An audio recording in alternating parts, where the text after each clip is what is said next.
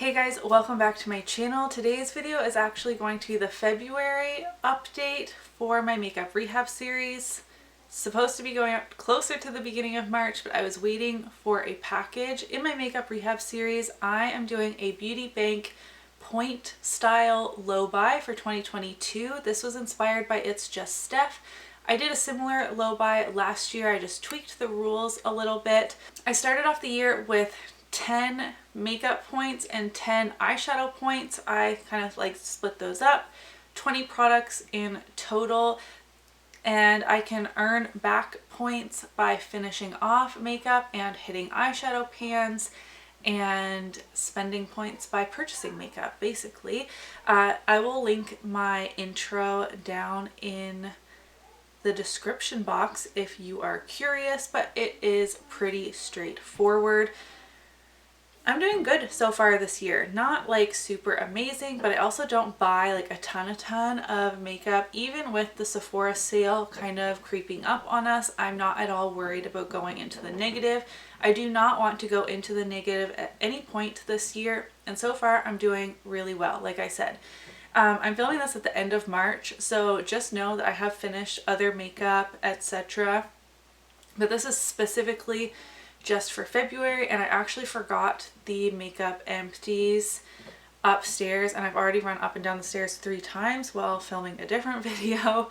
So you're just gonna have to trust me and wait until I actually do a proper empties video, which has been 100 years since I've done that. My bin is overflowing, and then you will see the proof of the empty item. So in February, I finished off 2 makeup products. I finished the Real Her Brow Pencil and my ABH Brow Gel, which was a big accomplishment. I had been working on that for a really long time, and that was actually like a relatively high ticket item to finish off. So I'm very happy with that. I mean, it was expensive for a brow gel, that's what I mean.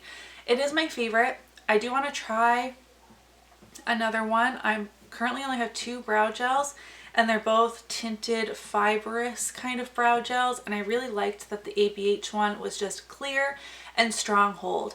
I have bushy brows. They need a strong hold to them with a brow gel.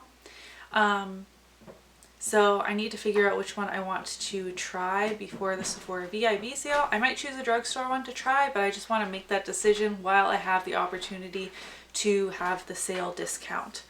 I started off going into February 1st with 8 points. So I finished 2 things, so that bumps us up to 10 points. But did I buy any makeup products?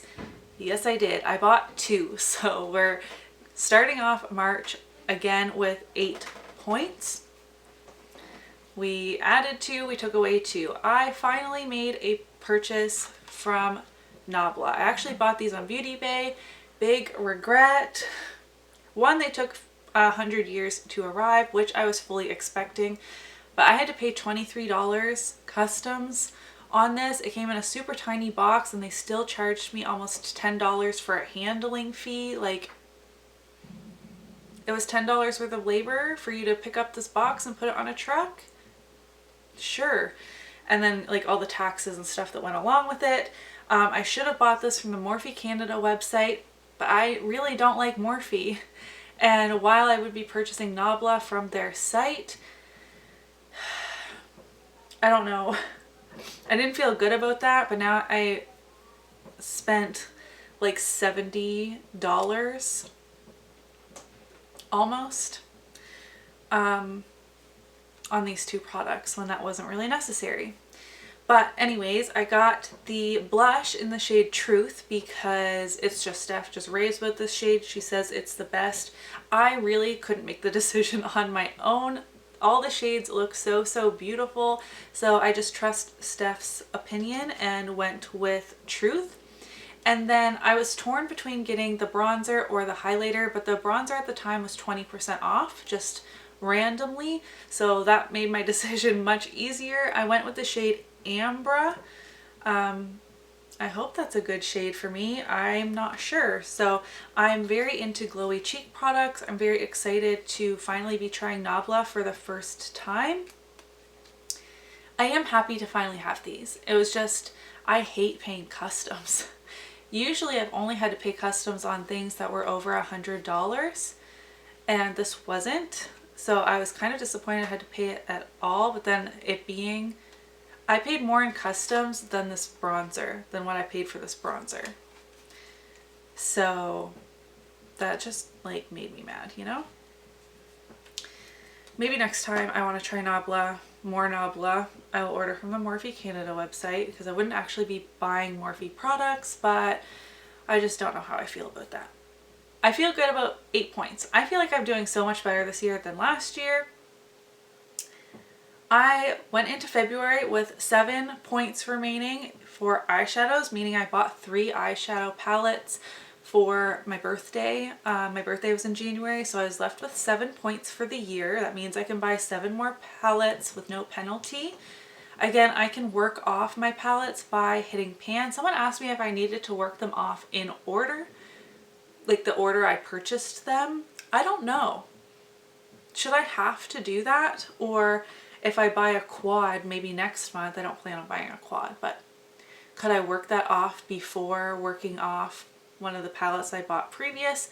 Weigh in the comments because I'm really unsure. If you see me like, I am like literally shivering. I'm so cold here in the basement and I have goosebumps and I'm like literally, I'm surprised my teeth aren't chattering. Okay. I did hit a pan or 2 pans. How many pans did I hit in February? That is awful. I can't remember. 1 or 2 pans. Oh my gosh, I'm so unprepared for this.